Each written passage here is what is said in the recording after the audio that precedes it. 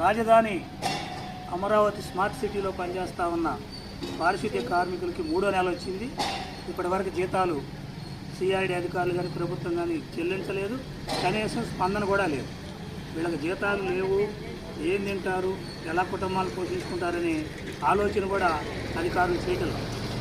దేశం అంతా దసరా పండుగ చేసుకున్నారు. రాజధానిలో కూడా దసరా పండుగ వేడుకలు బాగా జరిగినాయి. కానీ రాజధానిలో పనిచేస్తున్న పారిశుద్ధ్య కార్మికుల కడుపులు మాత్రం జీతాలు లేక మాడింది.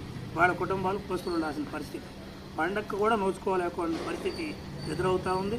ప్రతి సంవత్సరం ప్రతి నెల ఇది ఒక ఆనవాయితీగా మారింది. కార్మికులు రోడ్డు మీదకి వచ్చి ఆందోళన చేస్తే తప్ప జీతాలు చెల్లించే పరిస్థితిలో సిఐడి అధికారులు కానీ ఏజెన్సీలు కానీ లేదు. ఇది ఏమాత్రం సరైనది కాదు. రాజధాని అమరావతిలో పనిచేస్తున్న కార్మికులకి 12,000 రూపాయలు ఇస్తా ఉన్నారు. రాష్ట్రంలో ఇదే పారిశుద్ధ్య పనులు చేస్తున్న వాళ్ళందరికీ 21,000 రూపాయలు జీవో నెంబర్ 36 అమలు జరిపి ఇస్తూ ఉంటే, ఇక్కడ మాత్రం మొత్తం రాష్ట్రానికి తల హెడ్ క్వార్టర్గా ఉన్న రాజధానిలో మాత్రం 12,000 ఇచ్చి సరిపెడతా ఉన్నారు. గొర్రెతోక బెత్తెళ్ళ సందర్భంగా అది మొదట ఎంత ఇది ఇచ్చారో అదే కొనసాగుతూ ఉంది. అన్నీ పెరుగుతూ ఉన్నాయి, ధరలన్నీ పెరుగుతూ ఉన్నాయి. విచిత్రం ఏంటంటే ఈ కాలంలో మంత్రుల జీతాలు పెరిగినాయి, ఎమ్మెల్యేల జీతాలు, ప్రజాప్రతినిధుల జీతాలు పెరిగినాయి, అధికారుల జీతాలు పెరిగినాయి. వాళ్ళు కరువు బత్యాలు తీసుకుంటా ఉన్నారు, డిఎల్ టీఎల్ తీసుకుంటా ఉన్నారు. ఏం వీళ్ళకి లేవు. ఉన్న ఒక్క జీతం, ఆ జీతం కూడా 12,000 కాడ పెట్టి పెంచకుండా వీళ్ళు కార్మికులను ఇబ్బంది పెడతా ఉన్నారు. అది సక్రమంగా ఇస్తున్నారంటే ఇప్పుడు 3వ నెల వచ్చింది. అందుకని ఇది ఏమాత్రం సరైనది కాదు.